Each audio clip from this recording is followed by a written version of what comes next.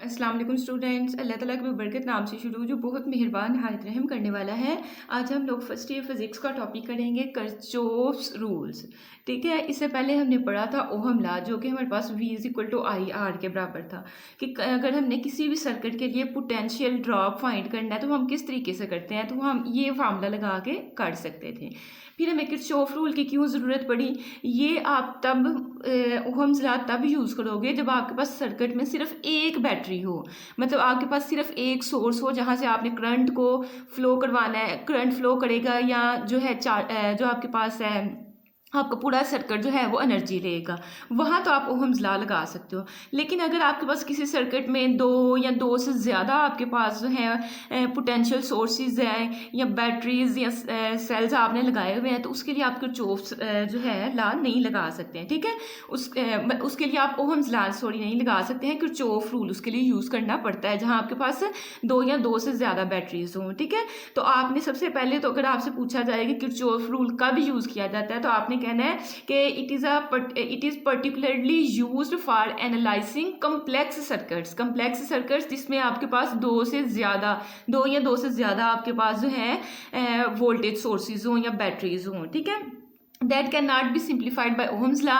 जब आपके पास complex circuit होंगे तो उसमें ज़्यादा सारी आपने कभी आपके पास LCD या पिछले टीवी आपने अगर बैक साइड से खोल के देखे होंगे ना, तो उसमें इतनी ज़्यादा बैटरीज और वोल्टेजेस होती हैं ना, ठीक है, रजिस्टर्स होते हैं कि आप परेशान हो जाते हैं कि कौन सा वायर किसके साथ कनेक्ट है। तो वो आपके पास एक तरह का कॉम्प्लेक्स सर्किट होता है। अब वहाँ अलग-अलग निकालना बहुत मुश्किल काम होता है, तो उसके लिए फिर हम लोग किरचॉफ रूल यूज़ करते हैं। ठीक है, बात की समझ आई कि नहीं है। कहते हैं that can not be simplified by Ohm's law and series or parallel combination. एक और यहाँ अहम पॉइंट आपके पास है कि जिसमें आप मतलब अगर आपको देखें सिंपल सी मैं अगर आपको दिखाऊं डायग्राम, लेट्स सपोज ये हमारे पास डायग्राम है। अब देखिए ना, आपके पास यहाँ दो जो है वोल्टेज सोर्सेज है, एक ये वाली बैटरी है, एक ये वाली, दो है आपके पास। तो यहाँ ओहम लॉ लगेगा, यहाँ आपको किरचॉफ रूल ही लगाना पड़ेगा।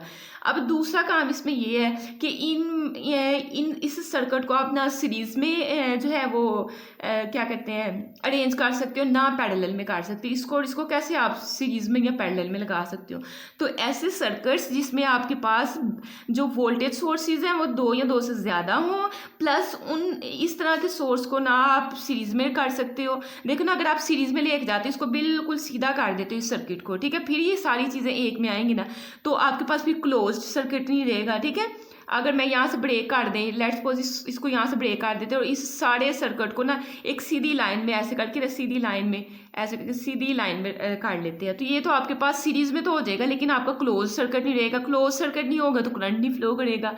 पैरेलल में भी आप इसको नहीं लगा सकते हैं। अगर पैरेलल में भी करोगे तो पैरेलल में आप कर ही नहीं सकते, पहली बात इसको। ठीक है, तो किरचॉफ रूल कहाँ यूज़ किया जाता है आपके पास, जब आपके पास जो है वोल्टेज सोर्सेज ज़्यादा हो, प्लस आपके पास सीरीज और जो पैरेलल कॉम्बिनेशन वो ना बन रहा हो। तो यहाँ तक तो आपको समझ आ गई कि आपके पास किरचॉफ रूल जो है वो कब यूज़ किया जाता है, जब आपके पास कम्प्लेक्स सर्किट हो। तो पहले तो आपने ये चीज़ लिख ली। अब किरचॉफ के दो रूल्स हैं आपके पास। फर्स्ट वाला आपके पास है किरचॉफ करंट रूल, उसको बोला जाता है। दूसरा उसका नाम है किरचॉफ फर्स्ट रूल, एक और उसका नाम है किरचॉफ जंक्शन रूल। अब जंक्शन वर्ड आया तो उसको भी हम लोग पहले समझ लेते हैं। ठीक है, उसके बाद स्टेटमेंट में आएंगे। इस तरह का एक सर्किट है, यहाँ भी वायर है, यहाँ भी वायर है, यहाँ भी वायर है, यहाँ भी वायर है, लेकिन देखें ना, इन सारी वायर्स का एक कॉमन पॉइंट है। कॉमन पॉइंट को हम लोग कहते हैं जंक्शन वाला हमारे पास पॉइंट। ठीक है, अब आपको इस डायग्राम से थोड़ी सी समझ आ गई होगी कि देखिए यहाँ से हमें नजर आ रहा है कि करंट इसमें इस जंक्शन ए की तरफ जा रहा है, यहाँ से I2 करंट भी जा रहा है। ठीक है, यहाँ आपके पास जो है करंट निकल रहा है, मतलब यहाँ से लीव कर रहा है, यहाँ एंटर हो रहा था, यहाँ से आपके पास और यहाँ से आपके पास करंट लीव कर रहा है। ठीक है, तो एक आपने कन्वेंशन जो है आपने जुबानी याद रखनी है कि जो सर्किट के अंदर करंट एंटर हो रहा होता है, जाहिर है ये वायर्स भी तो किसी स्विच के साथ कनेक्ट है, हमने तो मेन वाली चीज़ बस यहाँ से निकाल लिया, वैसे ये इनका कनेक्शन है बैक में। ठीक है, अब देखिए कन्वेंशन आपने याद रखनी है कि किसी जो है पॉइंट की तरफ अगर करंट एंटर हो रहा हो तो उसको हम लोग लेते हैं पॉजिटिव। ठीक है। जैसे मतलब I1 और I2 करंट आपके पास ए वाले जंक्शन में एंटर हो रहा है, तो एंटर का मतलब है कि I1 और I2 को आप लोग क्या लोगे, पॉजिटिव लोगे, और जो लीव करता है ना करंट उसको आप लेते हो नेगेटिव, ठीक है। जो उस पॉइंट से निकल रहा होता है उसको आप क्या लेते हो, नेगेटिव। तो I3 और I4 का हम लोग क्या कहेंगे कि हमारे पास क्या है, नेगेटिव है। तो सबसे पहले साइन कन्वेंशन आपने याद कर ली, उसके बाद आपके लिए समझना आसान होगा, ठीक है। तो यही चीज़ इसने लिखी हुई है कि according to this convention currents I1 and I2 are positive and I3 and I4 are negative. यही चीज़ मैंने समझाई है कि I1 और I2 एंटर हो रही है इसलिए पॉजिटिव लेना है, और I3 और I4 लीव कर रहे हैं इनको आपने नेगेटिव लेना है। अब आपके पास जो है, अब आप आए इसकी स्टेटमेंट पे, किरचॉफ फर्स्ट रूल या किरचॉफ करंट रूल या किरचॉफ जंक्शन रूल की स्टेटमेंट क्या है। कहते it states that the sum of all the currents meeting at a point in the circuit is zero. कि आपके पास एक सर्किट में जितने भी आपके पास करंट्स हैं उन सबको प्लस करोगे तो आपने इक्वल टू जीरो लेना है, ठीक है। अब देखिए I1 और I2 हमने यहाँ साइन कन्वेंशन में पढ़ लिया, वो पॉजिटिव है, और I3 और I4 आपके पास नेगेटिव है, लेकिन इन सबको आपने प्लस करना है। देखिए I1 में प्लस किया I2, इसमें प्लस करना है माइनस का I3, और इसमें प्लस करना है माइनस का I4, तो ये आपके पास इक्वल टू जीरो आ जाएगा, ठीक है। क्यों, अगर लेट्स सपोज कि मेरे पास ना हम मिसाल ले लेते हैं, यहाँ ना 2 एम्पेयर का करंट आ रहा था, यहाँ हमारे पास 8 एम्पेयर का लेट्स सपोज करंट आ रहा है, तो टोटल में जब इस पॉइंट पे पहुँचेंगे 8 + 2 आपका 10 एम्पेयर का करंट यहाँ है। अब आपके पास जितना एंटर हुआ है ना, ठीक है, अब जो लीव करेगा ना 10 एम्पेयर का एंटर हुआ है तो 5 एम्पेयर यहाँ से लीव काट जाएगा और 5 एम्पेयर यहाँ से लीव काट जाएगा। अब देखिए एंटर वाले जो होते हैं उनको हम पॉजिटिव लेते हैं, 2 भी प्लस का आएगा और 8 भी आपके पास प्लस का आएगा, और जो लीव करते हैं उनको नेगेटिव लेते हैं। वैसे दरमियान में प्लस का साइन होता है लेकिन प्लस माइनस फिर बाद में माइनस ही होना है ना, तो माइनस का 5 और माइनस का 5, ठीक है।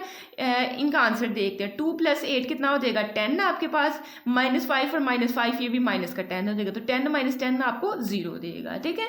तो यही चीज़ हमने इसने हमें दी थी कि आपके पास एक पॉइंट पे जो आपके पास सारे करंट्स हैं ना उनका सम जो होता है वो 0 होता है। तो अभी हमने देखा इनका सम हमारे पास क्या होता है, 0 होता है, ठीक है।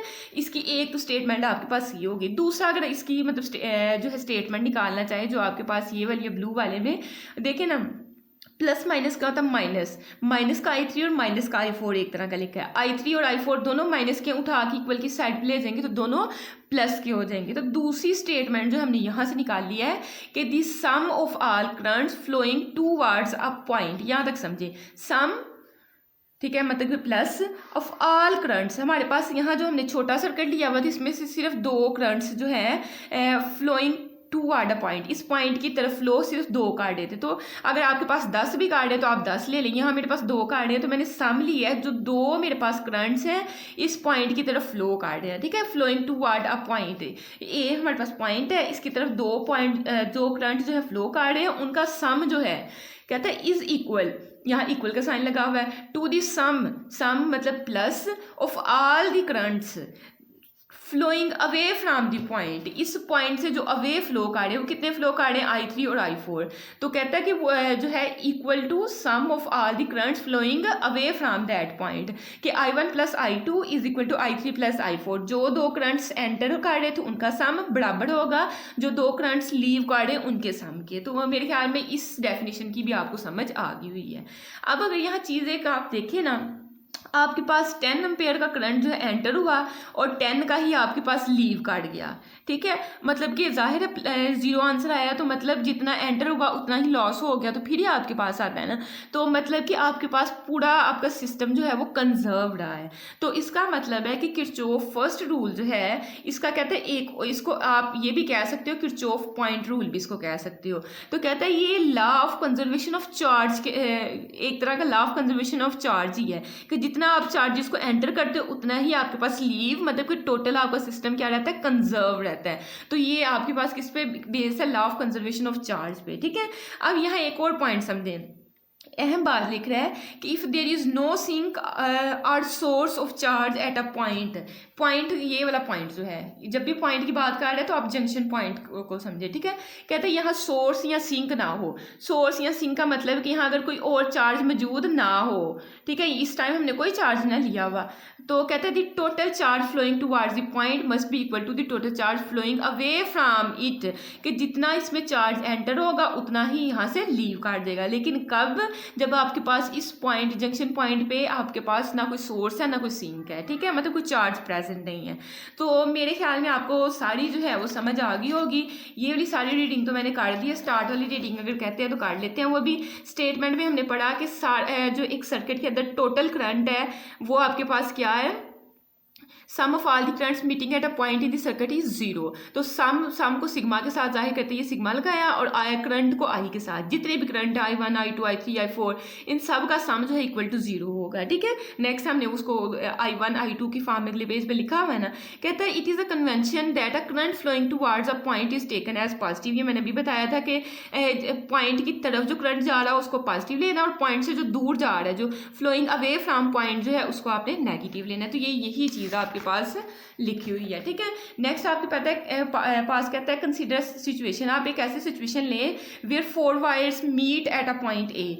4 वायर्स 1 2 3 4 इस पॉइंट ए पे मीट कर रही है। कहता है current flowing into the point A, जो करंट फ्लो कर रहा है किस पॉइंट की तरफ, ए की तरफ, वो हमारे पास कौन सा I1 और I2, यही चीज़ लिख रहा है। And current flowing away from the point, और इस पॉइंट से जो अवे फ्लो कर रहे हैं, ए का नाम I3 और ए का नाम I4 है। उसके बाद साइन कन्वेंशन जो बता दिए कि जो आपके पास I1 और I2 इनको प्लस का लोगे, I3 और I4 को नेगेटिव लोगे। उसके बाद स्टेटमेंट को ही ये लिखा है, पीछे उसने ऐसे करके लिख दिया sigma I is equal to zero, यहाँ इसको खोल के लिख दिया है, ठीक है। उसके बाद I3 और I4 को दूसरी साइड पे ले गए, फिर यहाँ से अगली स्टेटमेंट बनाई, और ये हमने सारा मैंने जो है आपको बता दिया हुआ।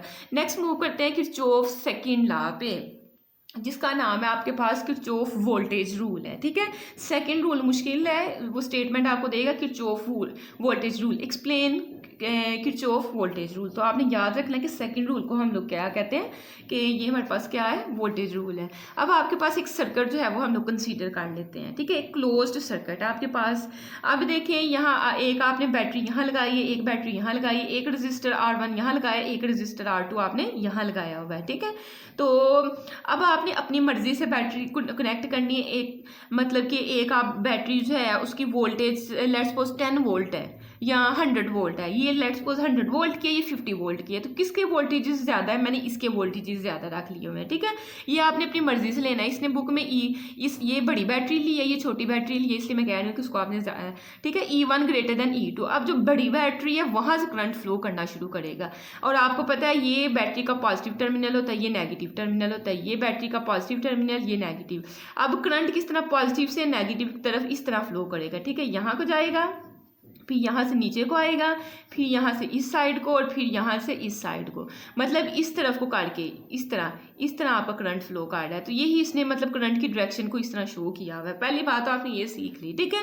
अब देखिए आपने याद ये चीज़ रखनी है कि जब भी हमारे पास लो से हाई आप मूव करोगे ना, जैसे ये नेगेटिव है, ये लो वाला है, और पॉजिटिव वाले को कहते हैं हाई कहते हैं, ठीक है। जब नेगेटिव से पॉजिटिव या लो से हाई पोटेंशियल की तरफ करोगे तो आपके पास जो EMF आएगी उसको आपने लेना है पॉजिटिव, ठीक है।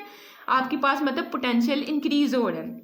जब भी आपने नीचे से ऊपर, जाहिर है, अगर मैं आपको सिंपल सी एग्जांपल दूँ, एक बच्चा उसके पास, ये एक बच्चा जो है वो उधर है, ज़मीन पे खड़ा है, और उसने दीवार को फलांगना है, तो उसने पहले एनर्जी को अटेन करना है, एनर्जी को गेन करना है, यही चीज़ है, ठीक है। जब आप लो से हाई की तरफ जाओगे तो आपने क्या करना है, एनर्जी को गेन करना है, यही चीज़ है। यहाँ लिख रहा है कि जब आप पहला अगर सेल का नाम E1 है और आपने लो से हाई पोटेंशियल की तरफ जाना है, तो आपको एनर्जी जो है वो गेन करनी पड़ेगी। क्यों? क्योंकि आपने वर्क डन करवाना है। नीचे से ऊपर अगर अपने लो से हाई पोटेंशियल की तरफ जंप करना है तो आपको कुछ वर्क डन करना पड़ेगा ना, अपनी एनर्जी कुछ लगानी पड़ेगी। तो मतलब पहले आप एनर्जी गेन करते हो, ठीक है।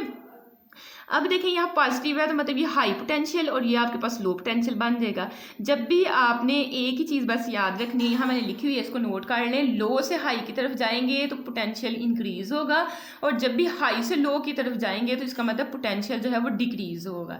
तो बस मतलब ये कि जब नीचे से ऊपर जाना है तो फिर इंक्रीज, अदरवाइज आपका डिक्रीज ही होना है। यही चीज़ अब हम लोग देखने लगे हैं इस सर्किट में, ठीक है। अब मैंने डायरेक्शन भी बता दी, इसको थोड़ा सा रेज करते हैं ताकि हमें थोड़ा नज़र आए कि हम नीट थोड़ा सा काम हो जाए, ठीक है। इसको मैं थोड़ा सा रेज करने लगी हूँ। ये देखिए। अच्छा देखें, ये बैटरी है, इसकी कुछ ना कुछ ईएमएफ होगी। तो ईएमएफ आपके पास जो है E1 है, इसकी E2 है, इसकी रेजिस्टेंस R1 है, इसकी रेजिस्टेंस R2 है। पहले तो आपको ये बात समझ आनी चाहिए, ठीक है। अब देखिए आपके पास जो है लो से जब हाई की तरफ जाएंगे तो एनर्जी को गेन करेगा, हासिल करेगा। तो मतलब जब एनर्जी गेन करनी है, गेन का मतलब है उसके पास चीज़ आ रही है तो वो इंक्रीज हो रही है। तो पहले वाले को आप जो है अब क्या लोगे, पॉजिटिव लोगे, ठीक है। E1 को आप क्या लोगे, पॉजिटिव लोगे। उसके बाद देखिए हाई, अब हाई यहाँ बन गया और यहाँ लो है, तो हाई से लो, मैंने कहा था लो से हाई जाओ तो फिर पॉजिटिव लेते हैं, अब उलट हो गया। अब हाई से लो, ऊपर से नीचे आना है तो फिर तो नहीं ना आपको एनर्जी लेनी पड़नी, तो ये इस चीज़ को आप नेगेटिव लोगे। तो दूसरा पॉइंट आपका आएगा नेगेटिव। मैं ये वाले पॉइंट्स बताती हूँ कि आपने कहाँ से निकालने हैं, पहली प्लस की वैल्यू, दूसरी नेगेटिव वैल्यू।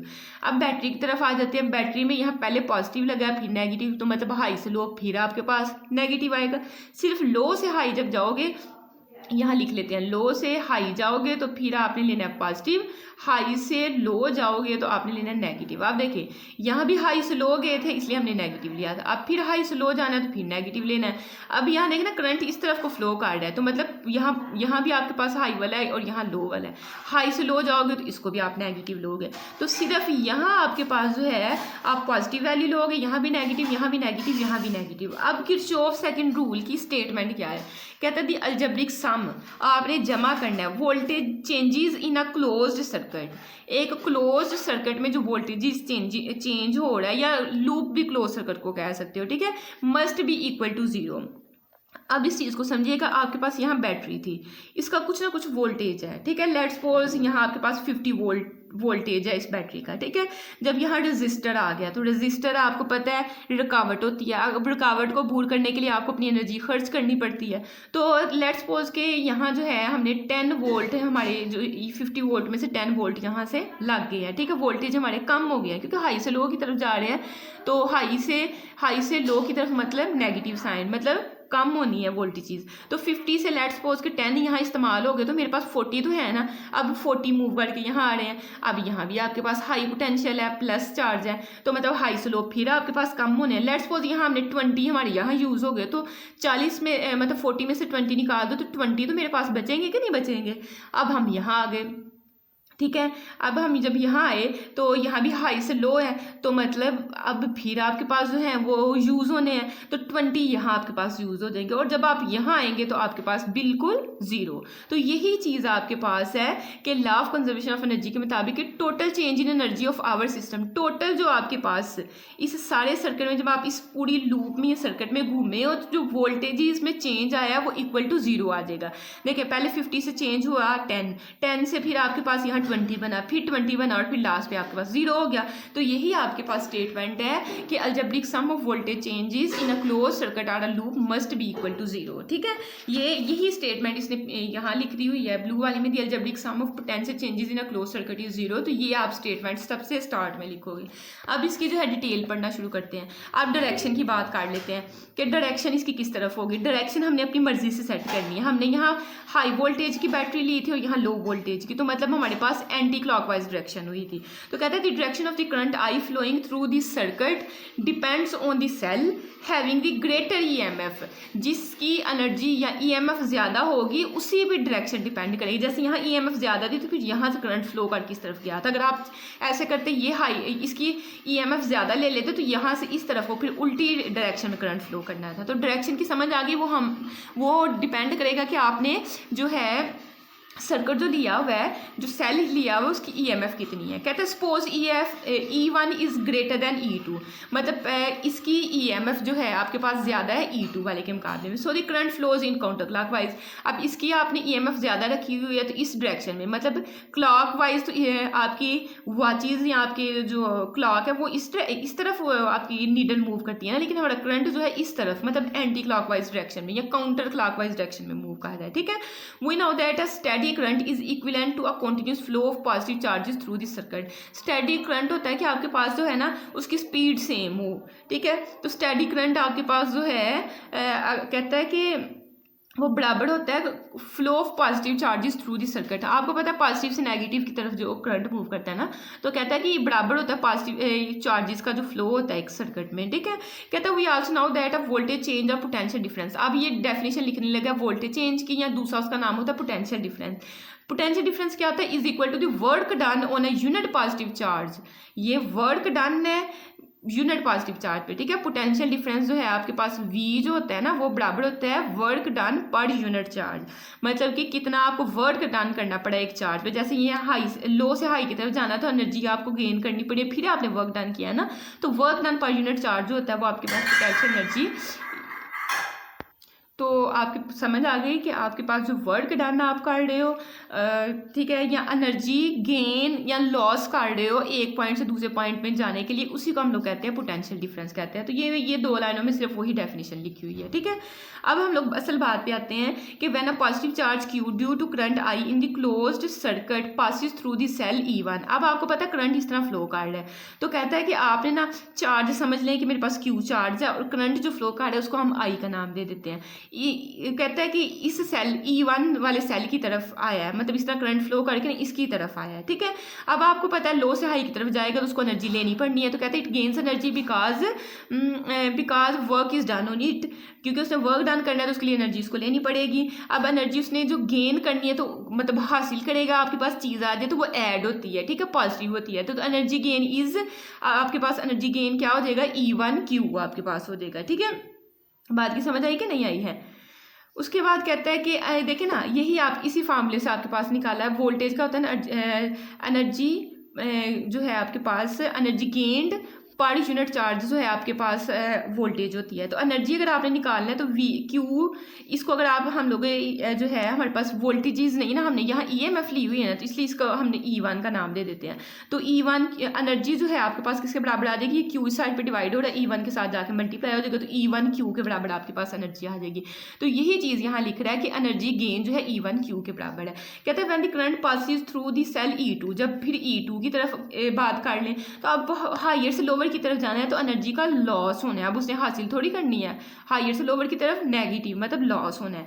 तो कहता है कि इट लॉसेस एनर्जी, अगर लॉस कर रहा है एनर्जी का तो यही फार्मूला। अब E2 वाले की बात हो रही है तो E2Q हो जाएगा, लेकिन इसके साथ माइनस का साइन आएगा। क्यों? क्योंकि आपके पास एनर्जी का लॉस हो रहा है, because here the charge passes from high to low potential. बता दिया उसने कि नेगेटिव चार्ज क्यों है, क्योंकि हाई टू लो पोटेंशियल है, इसलिए एनर्जी का लॉस हो रहा है। इसलिए हम लोग इसी एनर्जी को, यहाँ एनर्जी को पॉजिटिव, यहाँ एनर्जी को हम लोग नेगेटिव लेंगे, ठीक है। बात की समझ आई कि नहीं आई है। कहते हैं in going through the register, अब रजिस्टर्स की तरफ आ जाते हैं। पहले हमने इस और इसके लिए हमने एनर्जीज निकाली, अब रजिस्टर्स की बात करते हैं। तो अगर R1 रजिस्टर की बात करते हैं तो कहते हैं दी चार्ज, क्योंकि चार्ज को हमने Q का नाम दिया, करंट को I का नाम दिया। कहते हैं the charge Q loses energy equal to, अब देखें ना यहाँ हाई से लो की तरफ जा रही थी तो एनर्जी का लॉस होना था, ठीक है। हाई से लो मतलब नेगेटिव, मतलब एनर्जी का लॉस होना था। अब एनर्जी का जो लॉस हो रहा है उसको नाम दे रहा है -IR1Q। वो कैसे आपके पास दे रहा है, देखें हमने पढ़ा कि V इज इक्वल टू आपके पास जो है एनर्जी पर यूनिट चार्ज, ठीक है। अब एनर्जी का अगर आंसर निकालना है तो Q जो है V के साथ जाके मल्टीप्लाई हो जाएगा, ठीक है, तो VQ बन जाएगा। अब V ओहम लॉ के मुताबिक V बराबर होता है I R के बराबर, ठीक है। अगर मैं पहले वाले रजिस्टर की बात कर रही हूँ तो R की जगह मुझे R1 लगाना पड़ना है, ठीक है, ठीक है। V की इस मामले में V की जगह आप IR1 रखोगे, और माइनस का साइन इसलिए क्योंकि हाई से लो की तरफ जा रहा है तो -IR1, तो इस V की जगह -IR1 और ये Q आपके पास ऐसे आ जाएगा, ठीक है। तो -IR1Q आपको समझ आ गई कैसे आया। V is equal to E/Q, energy की वैल्यू निकालो, वो Q को साइड पे मल्टीप्लाई कर देना और V की जगह उसकी वैल्यू पुट कर देनी है, ठीक है। और साथ ये जो माइनस का साइन है ये भी आप बता दो कि माइनस साइन बता रहा है कि आपने क्या किया, हाई से लो पोटेंशियल की तरफ गए हो, ठीक है। अब दूसरे रजिस्टर की बात कर लेते हैं। दूसरे रजिस्टर में देखिए हाई से लो की तरफ गए, यहाँ भी आपके पास एनर्जी का लॉस होना है, यहाँ भी इसमें भी एनर्जी का लॉस हुआ क्योंकि यहाँ भी हाई से लो की तरफ था, ये भी हाई से लो की तरफ है, यहाँ भी एनर्जी का लॉस होना है। बस फ़र्क यह है कि यहाँ जो एनर्जी का लॉस हुआ था उसको नाम हमने दिया -IR1Q, और जो यहाँ होगा, यहाँ R2 है ना, तो I1 की जगह आप यहाँ क्या लिख दोगे, उसके R1 की जगह क्या लिख दोगे, R2, ठीक है। -IR1Q था, यहाँ -IR2Q आपके पास बन जाएगा, ठीक है। अब जाहिर है यहाँ से गुजर के आपने लास्ट पे इस नेगेटिव पोटेंशियल की तरफ ही लास्ट पे जाना है, ठीक है। हमने पहले बैटरीज का जो है वो डिस्कस किया, फिर रेजिस्टर्स का किया, और लास्ट पे करंट है गुजर के इस नेगेटिव पोटेंशियल की तरफ आ जाना है। तो वही लिख रहे हैं, finally the charge reaches the negative potential of the cell E1 where we start, जहाँ से हम लोग शुरू हुए थे वहाँ ही आपका चार्ज जो है दोबारा आ गया। तो अब law of conservation of energy आप इस पर लगा सकते हो ना। तो law of conservation of energy के मुताबिक total change in energy of our system is zero, total change जो है वो आपके पास जीरो हो जाएगा, ठीक है, law of conservation of energy के मुताबिक। अब देखिए पहले वाला जो हमने निकाला था, अब हम दोबारा इस पे आएंगे। पहला हमने आंसर निकाला था E1Q, मैंने स्टार्ट में बता दिया था, बस पहला आंसर प्लस का, बाकी तीनों माइनस के होने हैं, तो ये चीज़ अब दोबारा डिस्कस नहीं करेंगे। पहला आंसर आया E1Q, हमने वो लिखा। दूसरा आंसर हमारे पास आया -E2Q, हमने वो लिखा, ठीक है। तीसरा आंसर हमारे पास आया -IR1Q, वो हमने लिखा। और फोर वाला हमारे पास आंसर है -IR2Q, ठीक है। उसने वाला क्यों, ये पहले उसने इसका लिखा है, उसके बाद उसने इसका लिखा है, इसका आंसर आपके पास ये वाला था, फिर थर्ड आपका इस बैटरी का लिखा और फोर्थ इसका। तो आपके पास आप पहले वाला बस प्लस का, बाकी तीनों आपने माइनस का लिखे इक्वल टू जीरो, ठीक है। अब आपने क्या करना है कि इस सब में Q जो है आपने बाहर निकालना है, सब में कॉमन आ रहा है, Q को बाहर निकालना है और लास्ट पे फिर जीरो के साथ डिवाइड कर दीजिएगा। तो Q खत्म हो जाएगा, पीछे E1, यहाँ IR1, यहाँ E2 और यहाँ IR2 बच जाएगा। तो ये इसने बस Q को कॉमन लेके दूसरी साइड पे क्या कर दिया, डिवाइड कर दिया। तो इतना कोई मुश्किल इसमें चीज़ें नहीं है, बस आपको थोड़ा समझना पड़ेगा, ठीक है। उसके बाद कह रहा है before explaining this rule for the analysis of complex network it is worthwhile to thoroughly understand the rules for finding. यहाँ आपने कुछ भी नहीं करना, ये वैसे आपको बता रहा है कि आपने जो है एक चीज़ याद रखनी है। अगर पोटेंशियल चेंजेस को आपने निकालना है तो उसके लिए आपने 2 पॉइंट याद रखनी है। The source of EMF is transverse from positive to negative terminal, the potential changes is positive. कहते हैं कि अगर आप पॉजिटिव से नेगेटिव की तरफ कर रहे हैं तो आपके पास जो पोटेंशियल में चेंजिंग आएगी वो आपने क्या लेनी है, पॉजिटिव लेनी है, ठीक है। पॉजिटिव से नेगेटिव जाएंगे, पोटेंशियल चेंजिंग पॉजिटिव लेंगे, और अगर नेगेटिव से पॉजिटिव जाएंगे तो पोटेंशियल चेंजेस आप क्या लेंगे, नेगेटिव लेंगे, ये चीज़ है, ठीक है। और उसके बाद कहते हैं if register is transferred in the direction of current, register जो है करंट की डायरेक्शन में है तो the change in potential is positive. देखें रजिस्टर में की डायरेक्शन किस तरफ को, इस तरफ को, करंट की डायरेक्शन किस तरफ को है, इस तरफ को है, तो फिर आप पॉजिटिव लोगे। अदरवाइज जो है अगर एक ही इस तरफ को और दूसरे की इस तरफ को तो फिर आप क्या लोगे, नेगेटिव का साइन लोगे। तो ये आपके पास मेन चीज़ें थी, ठीक है। इसको आपने अच्छे तरीके से करना है। इसके साथ जो है चैनल को सब्सक्राइब करें, दोस्तों के साथ शेयर करें। अल्लाह हाफिज़।